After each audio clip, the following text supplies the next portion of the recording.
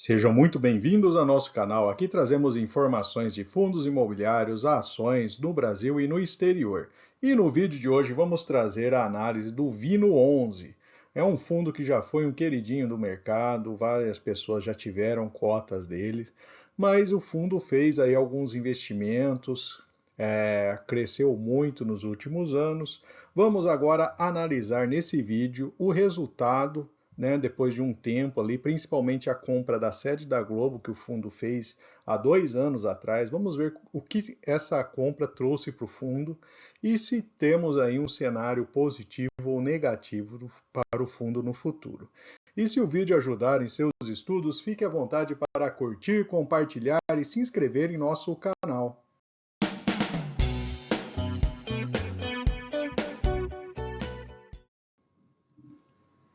Vamos começar então trazendo uma visão rápida do portfólio do fundo, né, e para depois entrarmos aí especialmente aí no ativo mais problemático, ponto de maior atenção, que é a compra da sede da Globo feita há 2 anos atrás pelo Vino 11.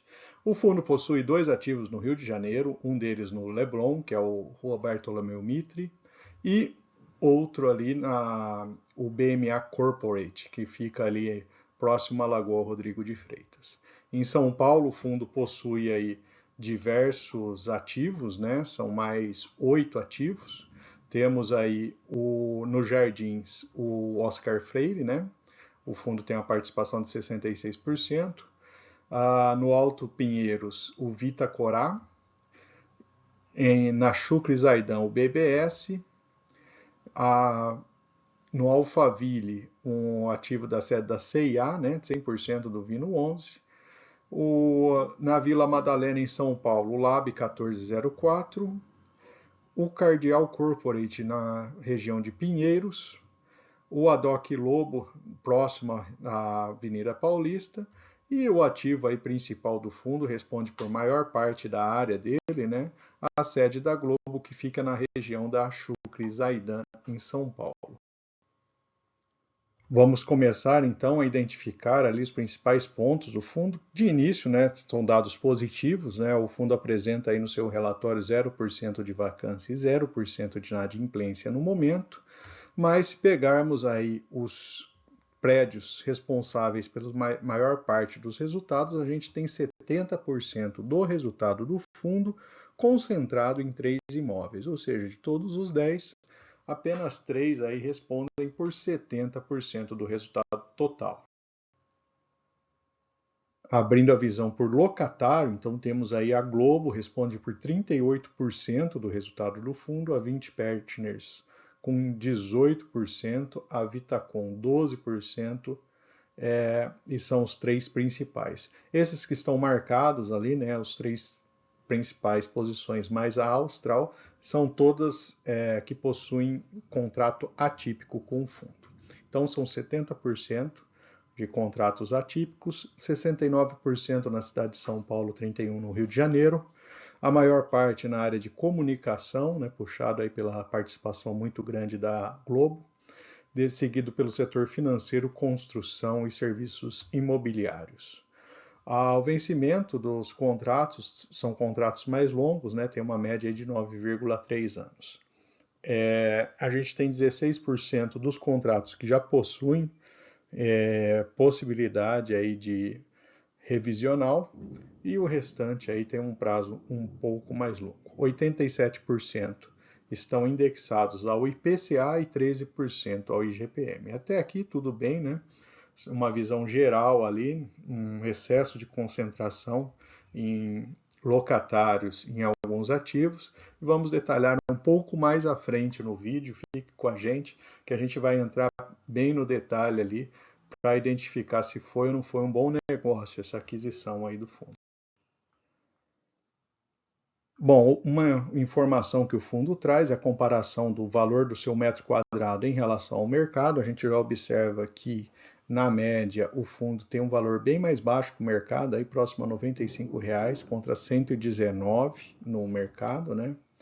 A última publicação ali de um demonstrativo de resultado. Então, o fundo recebe em torno de R$ 10 milhões como receita dos imóveis, tem um custo financeiro de 3,3 milhões. A gente vai entrar no detalhe desse custo financeiro também um pouco mais adiante.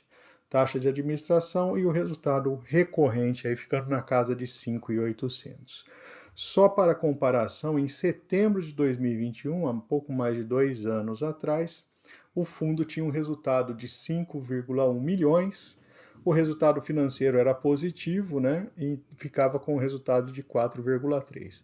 Mas como que isso pode se comparar, né? Entre os 2 anos, a gente observa também uma variação muito grande dos valores por cota, né? O fundo fez um desdobramento em agosto agora de 2023 de 1 para 5. Então, para conseguir comparar tudo, né? A gente preparou uma tabela em que tem as informações detalhadas para a gente comparar setembro de 21 com outubro de 23. Foi feita a correção da inflação no período, então o valor foi ligeiramente corrigido pela inflação de 21 até 23, e também convertemos os resultados pelo número de cota atual. Então, em setembro de 21, os imóveis geravam uma receita de 9 centavos por cota. O financeiro era quase zero, né? É uma fração aqui de centavos. A taxa de administração 1 centavo, gerava aí o resultado de 8 centavos por cota. Agora, em outubro de 23, a gente tem 12 centavos de receita de imóvel, ela cresceu bastante, né? O fundo fez aquisições. Em compensação, o gasto financeiro dele chegou aí na casa de 4 centavos por cota, 1 centavo de administração. Portanto, o resultado do fundo ficou em 7 centavos por cota. Então, a gente já observa nessa primeira comparação que aparentemente não foi um bom negócio para o fundo, uma vez que mesmo que ele tinha uma receita mais baixa lá atrás, em 21, ele apresentava um resultado melhor por não se comprometer aí com uma dívida e um custo financeiro tão alto. Pouco mais para frente a gente vai abrir um pouco mais o detalhe e fazer algumas simulações desse custo financeiro. O histórico de distribuição do fundo, então, tem sido muito próximo desses valores aí, né? Então, ele tem ficado esse ano na casa de 6 centavos por cota. E a estimativa dele é se manter aí, né? A projeção que o fundo apresenta é manter o pagamento aí nessa casa.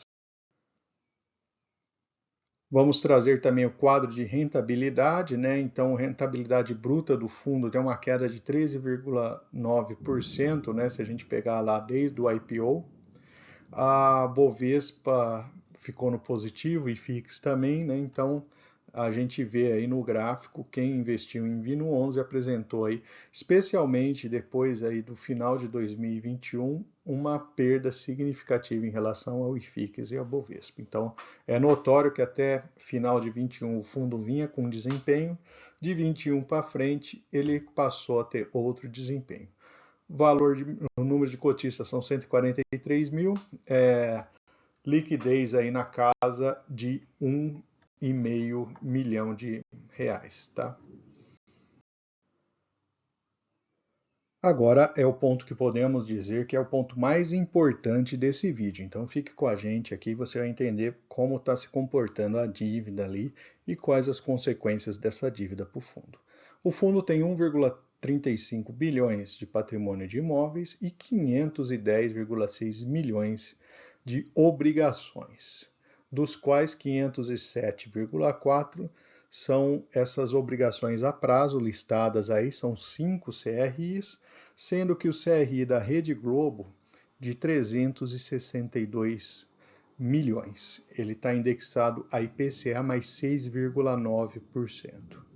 Então, pegando do demonstrativo dele, trazendo para cá a informação, a gente tem uma receita gerada pelo prédio da sede da Globo de 3.797.000 por mês, baseado no resultado do último mês, e um custo de dívida de 2.100.000 por mês. Esse custo de dívida nada mais é que o saldo da dívida, o montante total da dívida, pela taxa que ele coloca em cima do IPCA de 6,9%. Ou seja, só para ele pagar o juro de 6,9%, ele desembolsa aí 2.100.000 todos os meses. Vamos detalhar um pouco melhor ali essa situação, porque além do custo mensal da dívida, da taxa de juros, você tem que amortizar o principal também. Então, pegando o prazo aí desse instrumento, dividido aí pelo mensal, né, a gente tem 3.797 de receita, a amortização do principal mensal deveria consumir 2.296, mais o custo da dívida de 2.100. Isso faz com que o investimento na sede da Globo tenha um resultado negativo aí de R$ 599 mil por mês. A gente fez uma pequena sensibilidade aqui, considerando a IPCA de 2, 6 ou 10%. Fato é que, como a dívida é grande, ela é corrigida pelo IPCA, à medida que o valor do IPCA aumenta, o resultado mensal piora para o fundo. Então, dificilmente a gente ficaria ali com um resultado um IPCA de 2%, né? Talvez mais próximo a 6%. Então, a gente tem aí que a cada ano esse resultado vai piorando. Então, é um fundo que se endividou muito, comprou um ativo que não dá o retorno suficiente para fazer frente à sua dívida. Então, por conta dessa situação, a gente entende que é um fundo aí que, se você investiu nele, deveria buscar aí um preço adequado para venda, né? E se você não investiu, talvez não considerar investir nesse tipo de ativo, porque os números mostram aí que de fato ele apresenta um problema muito crítico aí do ponto de vista de dívida. Vamos fazer agora uma breve comparação dele com outros fundos de laje da bolsa. Então, em termos de dividend yield, o dividend yield dele é elevado nesse momento, mas não se engane, né? O preço da cota caiu muito nos últimos tempos. Por isso, o dividend yield é elevado, refletindo aí essa situação da dívida dele, que é muito grande. Temos outros fundos de laje que também não estão tão bem assim, né? Temos o RECT 11 que está com um dividend yield nesse momento mais alto. A gente olhar o histórico, caiu 14% o dividendo nos últimos 3 anos do Vino 11, né? Então, uma queda muito acentuada, semelhante ao Rio Bravo RBRP 11, né? De 16%. É um fundo que tem um bom nível de liquidez, tem um grande número de cotistas, né? Um patrimônio líquido hoje de 0,9 bilhões, e a taxa de administração, vamos dizer assim, que é normal, né? Um pouco mais cara, mas dentro do normal, né? Então, essa é uma visão geral dos números. Quem investiu há 1 ou 2 anos atrás teve uma perda relevante de 14% ou 17%, mesmo com os rendimentos recebidos não foram suficientes aí para ficar no positivo. Neste gráfico vemos a evolução da cota essa que hoje está sendo negociada aí a valores mais baixos do que foi negociado lá em 2020, com a crise toda que tivemos, né? Então, a distribuição média aí na casa de 6 centavos por cota, né, faz jus aí ao que a gente viu de resultados do fundo aí detalhado um pouco melhor ali na demonstração de resultados.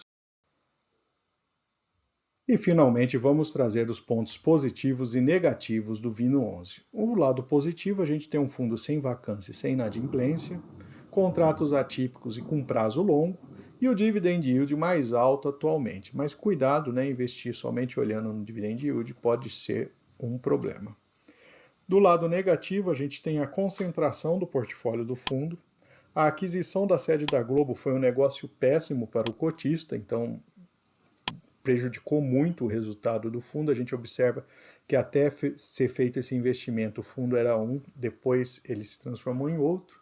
O valor do metro quadrado do aluguel mais baixo do que a média de mercado, a queda de rendimento e da expectativa futura do fundo também, e o histórico de retorno do fundo também são itens que contam para o lado negativo do Vino 11.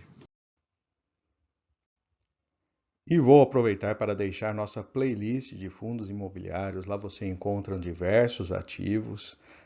E fique à vontade também para curtir, compartilhar, comentar o que você achou desse vídeo. E se você não for inscrito, também deixarei o link aqui para você se inscrever em nosso canal.